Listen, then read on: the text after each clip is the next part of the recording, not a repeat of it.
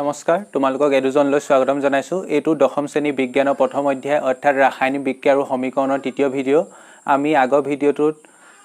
ৰাসায়নিক সমীকৰণ কেনেকৈ সন্তুলন কৰিব লাগে সেই বিষয়ে অধ্যয়ন কৰিছিলো আজিৰ পৰা আমি এটা নতুন টপিকৰ বিষয়ে আলোচনা কৰিম যি সকলে আগৰ ভিডিঅবোৰ চোৱা নাই তেওঁলোকে ওপৰ আই বটনত আৰু তলৰ ডেসক্ৰিপচনত লিংক পাবা সেই ভিডিঅবোৰ চাই লোৱা তাৰ পিছত এই 3 নম্বৰ ভিডিঅত আহিবা এটো হৈছে 3 নম্বৰ ভিডিঅ আজি আমি পঢ়িম এটা নতুন টপিকটোৰ নাম হৈছে হেডিং দিয়া ভৌতিক অৱস্থাৰ বাবে লিখন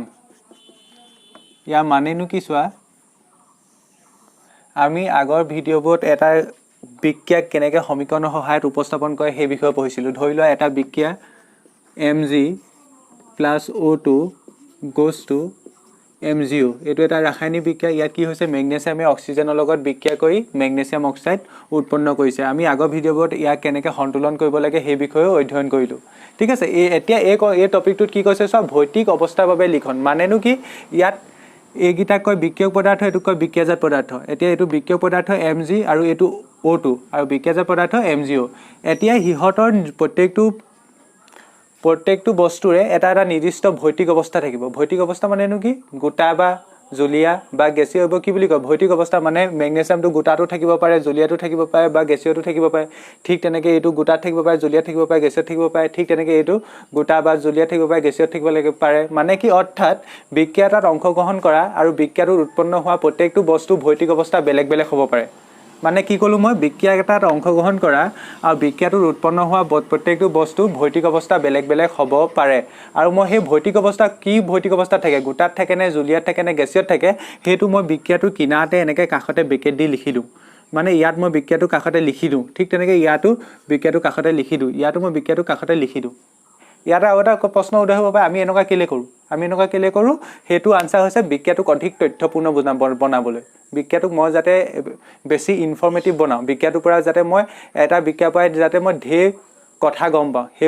হেতু কৰিবলৈ মই এই কামটো কৰো কি কৰো ভৌতিক অৱস্থাৰ বাবে লিখন লিখো ইয়াৰ কাৰণে এই টপিকটো বিশেষ টান নহয় আমি জানো ভৌতিক অৱস্থা কি জেনেৰেলি কি গোটা অৱস্থা হয় না ভৌতিক অৱস্থা বুলি ক'লে আমাৰ জেনেৰেলি কি মনলৈ আহে গোটা অৱস্থা গোটাক ইংলিছত কি বুলি কয় সলিড এই ইংলিছ টাৰ্মকেইটা মনত ৰাখিবা তোমালোকে কাৰণ পাছত মই ইংলিছ টাৰ্মবোৰ ইম্পৰ্টেন্ট ইংলিছ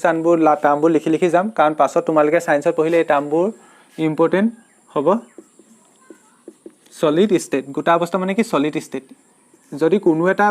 বিক্ৰিয়াত অংশগ্ৰহণ কৰা কোনো এটা পদাৰ্থ গোটা অৱস্থাত থাকে তেন্তে মই ব্ৰেকেটৰ ভিতৰত কি লিখিম S লিখিম বা মই S বুলি দেখিলে কি গম পাম মানে উক্ত বস্তুটো কি অৱস্থাত আছে গোটা অৱস্থাত আছে এডখলৈকে বুজি পালানে হয় মানে আৰু যদি আমি ডাইৰেক্ট যদি কেনেকৈ গম পাম এতিয়া গোটা অৱস্থাত আছে নে যদি আমি বস্তুখিনিত এই অদাব্য শব্দটো দেখো বা যিটো বস্তু দিয়া আছে সেই বস্তুটো কিনাৰত অদাব্য শব্দটো দেখো তেন্তে আমি গম পাম যে কি বস্তুটো গোটা অৱস্থাত আছে অদাব্য মানে কি কোনো এটা বস্তু অদাব্য মানে কি পানীত বা কিহবাত দ্ৰৱীভূত হোৱা নাই দ্ৰৱীভূত কেতিয়া নহয় যদি বস্তুটো গোটা হ'ব লাগিব গোটা বস্তু এটা ইয়াত কেতিয়াও কিবা এখিনি বস্তু দ্ৰৱীভূত নহয় মানে তেন্তে আমি যদি কিবা এটা বস্তুৰ কিনাৰত বা কাষত অদাব্য শব্দটো দেখো তাৰ মানে কি গম পাম বস্তুটো গোটা অৱস্থাত আছে ঠিক আছে তেন্তে মই কি গম পালো গোটা অৱস্থাত থাকিলে বস্তুটো S আখৰ দিনত কৰিম আৰু গোটা অৱস্থাক সলিড ষ্টেট বুলি কয় আৰু গোটা অৱস্থাত আছে বুলি সাধাৰণতে কেনেকৈ গম পাম যদি অদাব্য শব্দটো দেখো ঠিক তেনেকৈ আনটো অৱস্থা জলীয় অৱস্থা বা জলীয় অৱস্থা এইকেইটা ধুনীয়াকৈ লিখি ল'বা তোমালোকে জলীয় অৱস্থা এইটোক কয় ইংলিছত একুয়াছ ষ্টেট AQUS ষ্টেট ঠিক আছে তেন্তে ইয়াক কি আখৰ দিনত কৰিব সলিডক S আখৰ দিনত কয় ইয়াত কয় AQ আমি যদি AQ বুলি দেখো তাৰ মানে কি গম পাম বস্তুটো জলীয় অৱস্থাত আছে এতিয়া জলীয় অৱস্থাত আছে বুলি কেনে গম পাম যদি হে বস্তুটো কিনাৰত যিটো বস্তু কথা কয় আমাক তাৰ কিনাৰত যদি ডব দেখো ধৰি লোৱা কিবাখিনি বেৰিয়াম সালফেটৰ ডব ধৰি লোৱা কিবাখিনি হাইড্ৰজেন ক্লোৰাইডৰ ডব তাৰ মানে কি ডব তাত ডব শব্দটো জড়িত হৈছে মানে সেই বস্তুটো কিহত আছে জলীয় অৱস্থাত আছে তেতিয়া মই কাষত কি লিখি দিম AQ লিখিম ঠিক আছে গোটা গল জলীয় গল গেছীয়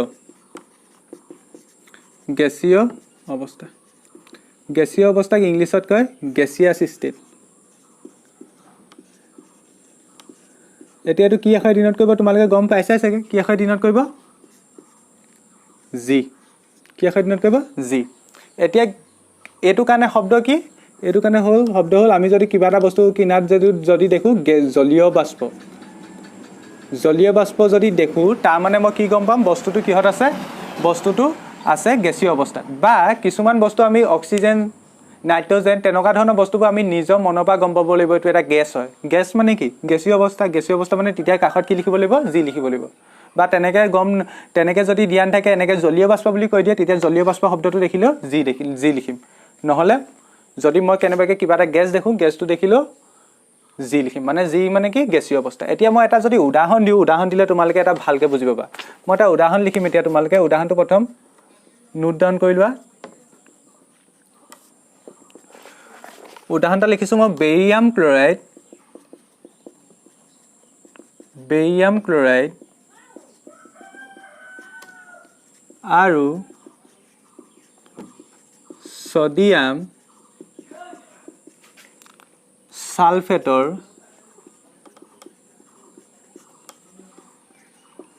জলীয় দ্ৰৱৰ মাজত বিক্ৰিয়া ঘটি অদাব্য বেৰিয়াম সালফেট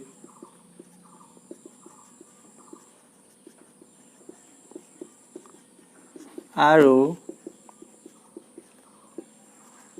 ছডিয়াম ক্লোৰাইডৰ দ্ৰৱ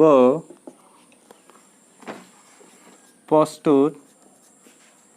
হয় এতিয়া এই গোটেই কথাখিনিৰ কাৰণে বা গোটেই বিক্ৰিয়াটোৰ কাৰণে মই সমীকৰণটা লিখিব লাগে সন্তুলিত সমীকৰণটা উইথ ভৌতিক অৱস্থা মানে ভৌতিক অৱস্থাৰ কাৰণেও আমি লিখন মানে তাকো ভৌতিক অৱস্থাটো উল্লেখ কৰি দিব লাগিব হেতুক উল্লেখ কৰি এই গোটেই প্ৰক্ৰিয়াটোৰ কাৰণে মই এটা বিক্ৰিয়া লিখিব লাগে উদাহৰণটোত কি দিয়া আছে বেৰিয়াম ক্লোৰাইড ঠিক আছে আৰু ছডিয়াম সালফেটৰ জলীয় দ্ৰৱৰ মাজত বিক্ৰিয়া ঘটি অদাব্য বেৰিয়াম সালফেট আৰু ছডিয়াম ক্লোৰাইডৰ দ্ৰৱ প্ৰস্তুত হয় আমি ইয়াৰ পৰা কি গম পাইছো ইয়াত বিক্ৰিয়া কাকাৰ মাজত ঘটিছে বেৰিয়াম ক্লোৰাইড আৰু ছডিয়াম সালফেটৰ জলীয় দ্ৰৱৰ মাজত বিক্ৰিয়া ঘটি তেনে বিক্ৰিয়া কাকাৰ মাজত ঘটিছে বেৰিয়াম ক্লোৰাইড আৰু ছডিয়াম সালফেট মানে এই দুটা হৈছে কি বিক্ৰিয়ক পদাৰ্থ এটা কি হৈছে বেৰিয়াম ক্লোৰাইড ইয়া যদি মই সংকেত লিখিবলৈ যাওঁ সংকেত লিখিবলৈ কি হ'বলৈ তোমালোকে 9 শিকিছিলা প্ৰথম লিখিব লাগে চিহ্ন তাৰপা লিখিব লাগে যোজ্যতা মই কিনাতে দেখাই দিছো বা ইয়াতে দেখাও কি লিখিব লাগে চিহ্ন লিখিব লাগে তোমালোকে নজনাব কিনাত লিখি যাবা এই হোৱা কথা এইবোৰ যোজ্যতা মই প্ৰথম কাৰ লিখিম বেৰিয়াম ক্লোৰাইড বেৰিয়ামৰ চিহ্ন হৈছে Ba ক্লোৰাইড মানে কি Cl বেৰিয়ামৰ যোজ্যতা কিমান 2 আৰু ক্লোৰিনৰ কিমান 1 আৰু তাক ইন্টাৰচেঞ্জ কৰিব লাগে তেন্তে মই সংকেতটো কি পাম Ba 1 পাম ইয়াৰ তলত 1 পাম 1 টো নিলিখে আৰু Cl 2 পাম তেন্তে বেৰিয়াম ক্লোৰাইড মানে কি গম পালো তেন্তে মই Ba Cl2 পালো এডখলৈকে ক্লিয়াৰ এডখলৈকে মই ভাবিছো তোমালোকে বুজি পালা ঠিক আছে ঠিক তেনেকে মই বা কাৰ লিখিব লাগে ছডিয়াম সালফেটৰ একে প্ৰথম কি লিখিম চিহ্ন তাৰপা যোজ্যতা চিহ্ন মানে ছডিয়ামৰ চিহ্ন Na সালফেট মানে SO4 হয়নে ছডিয়ামৰ যোজ্যতা 1 সালফেটৰ কিমান 2 তেন্তে ইন্টাৰচেঞ্জ কৰিলে কি হ'ব Na তললে 2 টো আহিব আৰু সালফেটৰ তলত 1 এটা আহিব এই একটো নিলিখিলে হয় তেন্তে কি পালো তেন্তে বেৰিয়াম ক্লোৰাইড আৰু ছডিয়াম সালফেটৰ মাজত বিক্ৰিয়া হৈছিল তেন্তে BaCl2 প্লাস কি হল Na2SO4 এইডখলৈকে মই সংকেতে উপস্থাপন কৰিলো এইডখলৈকে মই বিক্ৰিয়ক পদাৰ্থকিটা কি কৰিলো সংকেতে উপস্থাপন কৰিলো এই দুটা মাজত বিক্ৰিয়া ঘটিছে এখানে কাচিন মাইলো এতিয়া মই ইয়াৰ পাছত কি কৰিব লাগে এই বস্তুকিটা কি অৱস্থাত আছে কি ভৌতিক অৱস্থাত আছে হেখিনি লিখিব লাগে হয়নে কাৰণ মই তাতে উদাহৰণ লৈছো ভৌতিক অৱস্থাৰ বাবে লিখনৰ কাৰণে মই বুজাবলৈ এই উদাহৰণটো লৈছো কি কৈছো বেৰিয়াত চোৱা এতিয়া বস্তুটো বেৰিয়াম ক্লোৰাইড আৰু ছডিয়াম সালফেটৰ জলীয় দ্ৰৱ ইয়াত শব্দ কি আছে জলীয় দ্ৰৱ ইয়াত শব্দ কি দেখিছে জলীয় দ্ৰৱ মানে দেখিলে কি লিখিব কৈছো দ্ৰৱ ইয়াত দেখিছানে দ্ৰৱ আছে জলীয় দ্ৰৱ বা দ্ৰৱ তেন্তে এই দুটা বস্তু কিহত আছে AQ মানে জলীয় অৱস্থাত আছে দ্ৰৱ শব্দটো দেখিলে মই কি লিখিব কৈছো AQ মানে জলীয় অৱস্থাত আছে তেন্তে BaCl2 কিনাত কি লিখিম AQ হেতুৱে ঠিক বা হেতুৱে মনত ৰাখিবলগীয়া কথা ইয়াতো লিখিম AQ তেন্তে কি বেৰিয়াম ক্লোৰাইডটো কিহত আছে দ্ৰৱ মানে কি AQ মানে জলীয় অৱস্থা ছডিয়াম সালফেটৰ দ্ৰৱ মানে AQ জলীয় অৱস্থা এডখলৈকে বুজি পালা মাজত বিক্ৰিয়া ঘটি কি উৎপন্ন হৈছে অদাব্য বেৰিয়াম সালফেট কি উৎপন্ন হৈছে বেৰিয়াম সালফেট মানে হৈছে BaSO4 তো তোমালোকে নিজে লিখি চাব পাৰা এতিয়া যে দেখালো চিহ্ন যোজ্যতা তেনেকৈ লিখি চাব পাৰা এইটো ওলাব বেৰিয়াম সালফেট আৰু কি ইয়াতে চোৱা অদাব্য বেৰিয়াম সালফেট কি বেৰিয়াম সালফেট অদাব্য শব্দটো দেখিলে কি লিখিব কৈছো এছ মানে হেতু গোটা অৱস্থাত আছে ইয়া কিনাৰ কি লিখিম এছ লিখিম প্লাস সোডিয়াম ক্লোৰাইড মানে সংকেত কি NaCl আৰু সোডিয়াম ক্লোৰাইডৰ কিনাৰ কি দেখিছা ডব দেখিলে কি লিখিব কৈছো AQ ইয়াৰ কাষত কি লিখিম AQ এটোৱে হৈ গল আমাৰ ভৌতিক অৱস্থাৰ বাবে লিখন হৈ গল এনেকৈ মানে ভৌতিক অৱস্থাৰ কাৰণে লিখিব লাগে এটো লিখিলে কি হয় আমাৰ বিক্ৰিয়াটো অধিক তথ্যপূৰ্ণ হয় আমি এই বিক্ৰিয়াটোৰ পৰা বহুত কথা গম পাইছো বিক্ৰিয়াটোৰ পৰা প্ৰথম কথা গম পাইছো বেৰিয়াম ক্লোৰাইড আৰু সোডিয়াম সালফেটে বিক্ৰিয়া কৰি এইকেইটা বস্তু উৎপন্ন কৰে মানে বেৰিয়াম সালফেট আৰু সোডিয়াম ক্লোৰাইড উৎপন্ন কৰে তদুপৰি আৰু এটা কথা গম পাইছো এই বস্তুটো মানে জলীয় অৱস্থাত আছে এইটো জলীয় অৱস্থাত আছে কাৰণ AQ লিখা আছে এইটো গোটা অৱস্থাত আছে আৰু এইটো কি আছে জলীয় অৱস্থাত আছে বিক্ৰিয়াটো কি হৈছে আগতকৈ অধিক তথ্যপূৰ্ণ হৈছে আৰু এইটো কি কৰিব লাগে সন্তুলন কৰিব লাগে সন্তুলন কৰা পদ্ধতি আগৰ ভিডিঅ'ত শিকাই থৈ আহিছো যিসকলে চোৱা নাই আগৰ ভিডিঅ'টো চাই লোৱা সন্তুলন কেনেকৈ কৰিম এতিয়া সন্তুলন কৰিবলৈ ইয়াত ক্লোৰিনৰ দুই এটা আছে সোডিয়াম দুই এটা আছে মানে ক্লোৰিন এফেনে দুটা আছে সোডিয়াম দুটা আছে ইয়াত দুই এটা দিব লাগিব তোমালোকে সন্তুলন কৰি চাবা এইটোৱে ওলাব হয় না গোটেইটো সন্তুলন হৈ গ'ল তেন্তে আমি কি গম পালো তেন্তে ভৌতিক অৱস্থাৰ বাবে লিখন মানে কি আমি ভৌতিক অৱস্থাৰ বাবে লিখন লিখিলে কি কৰো বস্তুটো বিক্ৰিয়ক পদাৰ্থ কোনটো অৱস্থাত আছে গোটাত আছে নে জলীয় অৱস্থাত আছে নে গেছীয় অৱস্থাত আছে হেতু আমি উল্লেখ কৰি দিও আৰু ইয়াতে আৰু এটা কথা থাকি গ'ল ইয়াতে তোমালোকে আৰু এটা নোট কৰাচোন ইয়াত তলতে নোট কৰি লবা মই এখিনি ৰাফ কৰিছো ইয়াত তলতে তোমালোকে আৰু এটা নোট কৰিবা তৰল অৱস্থা ঠিক আছে এটো হল লিকুইড ষ্টেট ইয়াক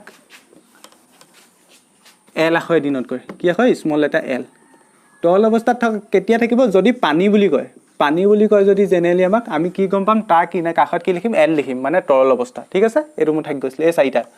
গোটা অৱস্থা বুলি ক'লে এছ লিখিম জলীয় অৱস্থা বুলি ক'লে AQ লিখিম গেছীয় অৱস্থা বুলি লিখিলে G লিখিম তৰল অৱস্থা বুলি ক'লে L লিখিম তৰল অৱস্থা আছে বুলি কেতিয়া গম পাম যি পানী শব্দটো দেখো ঠিক আছে এডখলে ক্লিয়াৰ হ'ল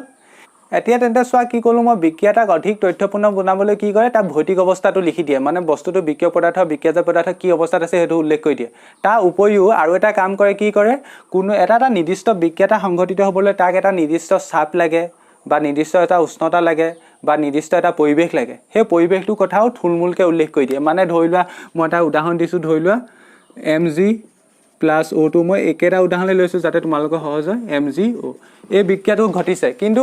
এই বিক্ৰিয়াটো ঘটিবলৈ ধৰি লোৱা কিবা এটা প্ৰয়োজন হৈছে ধৰি লৈছো মই কিবা এটা আমুকটো তাপ প্ৰয়োজন হৈছে ইমানটো তাপ প্ৰয়োজন হৈছে বা ইমানটো চাপ প্ৰয়োজন হৈছে কিবা এটা প্ৰয়োজন হৈছে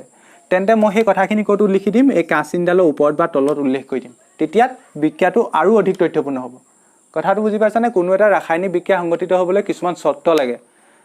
বা কিবা এটা পৰিবেশ লাগে সেই পৰিবেশৰ কথাটো মই কাঁচিনডালৰ ওপৰত বা তলত উল্লেখ কৰি দিলে বিক্ৰিয়াটো আৰু অধিক তথ্যপূৰ্ণ হয় না সেই কথাটোকে এতিয়া লিখো কি কাঁচিনডাল মাৰি লিখা বিক্ৰিয়া এটাক ৰাসায়নিক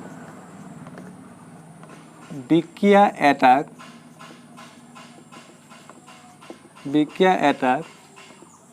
অধিক তথ্যপূৰ্ণ বনাবলৈ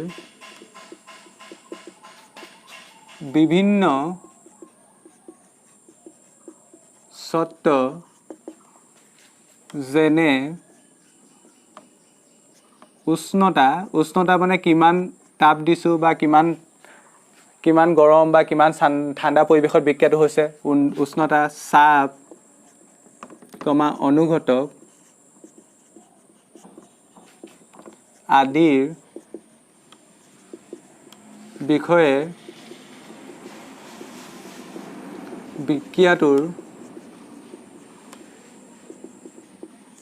বিক্ৰিয়াটোৰ কাঁচিনডালৰ ওপৰত বা তলত উল্লেখ এইবোৰ সৰু হোৱা কথা কিন্তু এইবোৰ লগতে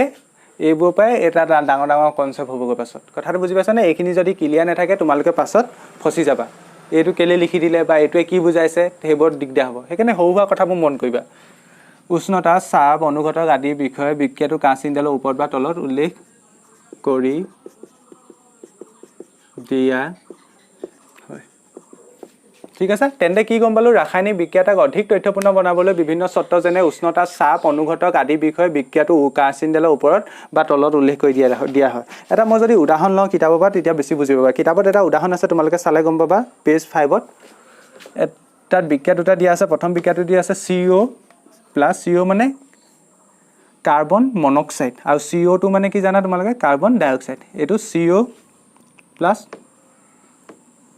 H2 মানে ইয়াত বিক্ৰিয়া কাকাৰ মাজত হৈছে CO আৰু H2 মাজত আৰু উৎপন্ন হৈছে CH3OH ঠিক আছে আৰু বিক্ৰিয়াটো সন্তুলন কৰিলে কি হ'ব এপিনে হাইড্ৰজেন কেটা আছে 4টা আছে এপিনে কেটা আছে দুটা ইয়াত দুইটা দিব লাগিব হয় না সন্তুলনৰ বিষয় আগৰ ভিডিওটো চাই লোৱা মই প্ৰত্যেকটো ভিডিওত সন্তুলন এক্সপ্লেইন কৰিবলৈ অলপ দিগদাৰ হ'ব CO plus 2H2 goes to CH3OH এই বিক্ৰিয়াটো সংঘটিত হৈছে এই বিক্ৰিয়াটোত কোনে কোনে বিক্ৰিয়া কৰিছে কাৰ্বন মনক্সাইড আৰু হাইড্ৰজেন গেছে বিক্ৰিয়া কৰি কি উৎপন্ন কৰিছে CH3OH উৎপন্ন কৰিছে ঠিক আছে এই বিক্ৰিয়াটো সংঘটিত হ'বলৈ এটা চাপ লাগে নিৰ্দিষ্ট চাপ লাগে সেই চাপটো হৈছে 340 বায়ুমণ্ডলীয় চাপ এই 340 বায়ুমণ্ডলীয় চাপতকৈ যদি কম বেছি হয় তেন্তে এই বিক্ৰিয়াটো কেতিয়াও সংঘটিত নহয় এটা নিৰ্দিষ্ট কাৰক লাগে বা এটা চাপ লাগে ইমানটো চাপ থাকিবই লাগিব এই বিক্ৰিয়াটো সংঘটিত হ'বলৈ সেই কথাটোকে মই বিক্ৰিয়াটোক অধিক তথ্যপূৰ্ণ বনাবলৈ কেৰাচিনডালৰ ওপৰত লিখিলোঁ বা তলত লিখি দিব পাৰোঁ ইয়াৰ পৰা কি হ'ল আৰু বিক্ৰিয়াটো আৰু অধিক তথ্যপূৰ্ণ হ'ল তেনে বিক্ৰিয়াটাক অধিক তথ্যপূৰ্ণ বনাবলৈ কি কৰে প্ৰথম তাৰ ব্ৰেকেটত সি কি অৱস্থাত আছে ভৌতিক অৱস্থাত আছে সেইটো বিষয় লিখে কেৰাচিনডালৰ ওপৰত বা তলত কি প্ৰয়োজন হৈছে বা কি চৰ্ত দৰকাৰ হৈছে সেই কথাটো লিখি দিয়ে এই বিক্ৰিয়াটোৰ কাৰণে কি দৰকাৰ হৈছে 340 বায়ুমণ্ডলীয় চাপ দৰকাৰ হৈছে সেইকাৰণে এইটোকে কেৰাচিনডালৰ ওপৰত লিখি দিলে কি লিখে চাপ লিখে কিমান চাপৰ প্ৰয়োজন হৈছে বা কেতিয়াবা উষ্ণতা লিখে বা কেতিয়াবা অনুঘটক মানে কি অনুঘটক হৈছে এনেকুৱা কিছুমান পদাৰ্থ যি বিক্ৰিয়াত অংশগ্ৰহণ নকৰে সেইবোৰ বিষয়ে পাছত পঢ়িব পাবা বিক্ৰিয়াত অংশগ্ৰহণ নকৰে কিন্তু বিক্ৰিয়াটো গতিবেগ বৃদ্ধি কৰে মানে ধৰি লোৱা এটা বিক্ৰিয়া আছে A plus B goes to C ঠিক আছে এই বিক্ৰিয়াটো ধৰি লোৱা 10 মিনিটত সংঘটিত হয় কিমান মিনিটত সংঘটিত হয় মই ধৰি লৈছো এনে 10 মিনিটত সংঘটিত হয় কিন্তু তোমাৰ সময়ত ইমান টাইম নাই ইমান 10 মিনিট ৰবলে ধৰি লোৱা তুমি ইয়াত এটা বস্তু এটা দি দিলা কিবা এটা পদাৰ্থ দি দিলা x কিবা এটা বস্তু এটা দি দিলা